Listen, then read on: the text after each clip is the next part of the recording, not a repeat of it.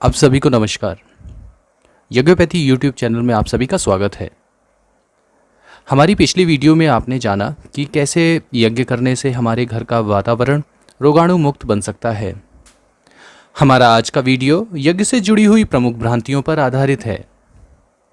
यज्ञ के बारे में मान्यता है कि उसके धुएं से वातावरण शुद्ध होता है, परंतु यज्ञ के दौरान निकलते हुए धुएं को देखकर आपके मन में भी सवाल उठते होंगे कि इतना सारा धुआं जो निकल रहा है, यह तो खुद ही प्रदूषण है, उसे ठीक कैसे करेगा। दूसरा यह भी सवाल उठ सकता है कि प्राचीन मान्यताओं के अनुसार किसी भी प्रकार के धुएं को करने से वह स्थान कीटाणु रहित हो जाता है और कीड़े मकोड़े भाग जाते हैं। तो फिर यज्ञ में ऐसा क्या खास है?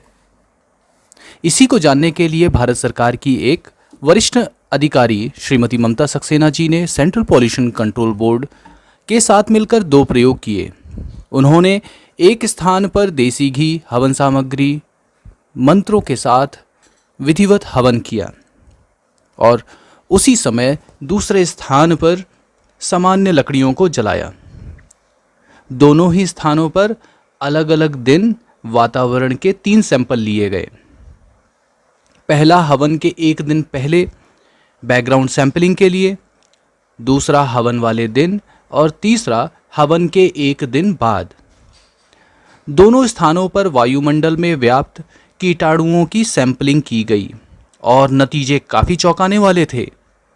नतीजों में पाया गया कि जहां पर यज्ञ किया गया था वहां 1 दिन पहले की तुलना में यज्ञ वाले दिन बैक्टीरिया की संख्या में 40% की कमी दर्ज की गई और यज्ञ के अगले दिन समान स्तर से 21% की कमी देखी गई। वहीं जहां पर साधारण धुआं किया गया था वहां 81% और 111% की कीटाणुओं की संख्या में बढ़ोतरी देखी गई। और इसी प्रकार का प्रभाव फंगस के कीटाणुओं पर भी देखा गया। यज्ञ वाले स्थान पर जहां यज्ञ वाले दिन 37% और अगले दिन 16% की कमी दर्ज हुई थी, वहीं साधारण धुएं वाले स्थान पर उनमें 71% और 257% की बढ़ोतरी देखी गई। नतीजों में किसी प्रकार की आशंका ना रहे, इसीलिए उपरोक्त एक्सपेरिमेंट को एक बार पुनः दोहराने पर भी लगभग ऐसे ही नतीजे मिले। और आपको बता दें कि यह नतीजे किसी प्राइवेट लैब के नहीं वरन सीपीसीबी की माइक्रोबायोलॉजी लैब के हैं। अतः हम और आप इन आंकड़ों पर विश्वास कर सकते हैं। अब इनमें से कुछ बातें जो सामने आती हैं वो है कि एक तरफ जहां यज्ञ करने से कीटाणुओं का सफाया होता है, वहीं दूसरी तरफ साधारण धुएं के वातावरण में उनकी बढ़ोतरी होती है।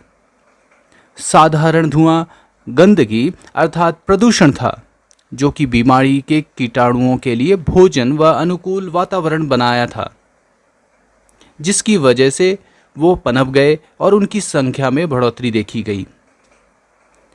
इसी के साथ में यह भी सिद्ध होता है कि हर किसी प्रकार के धुएं से कीटाणु नहीं मरते और ना ही भागते हैं, वरन साधारण धुएं से तो वो भर जाते हैं।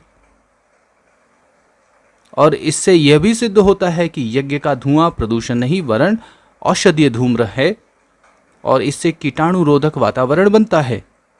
अतः हर धुआं प्रदूषण नहीं होता तथा यज्ञ का धुआं औषधि कारक होता है, जो मनुष्य के लिए लाभकारी होता है। अभी भी कुछ सवाल आपके मन में आ रहे होंगे, जैसे कि यज्ञ करने से खूब सारा प्रदूषण भी तो होता होगा, पता नहीं कौन कौन सी घातक गैसें निकलती होंगी, कहीं वो धुआं हमारे लिए नुकसानदायक तो नहीं। इसी कड़ी को आगे बढ़ाते हुए हम अपनी अगली वीडियो यज्ञ के धुएं से अलग अलग गैसेस पर होने वाले प्रभाव पर आधारित होगी। हमसे जुड़ने के लिए आपका बहुत बहुत धन्यवाद।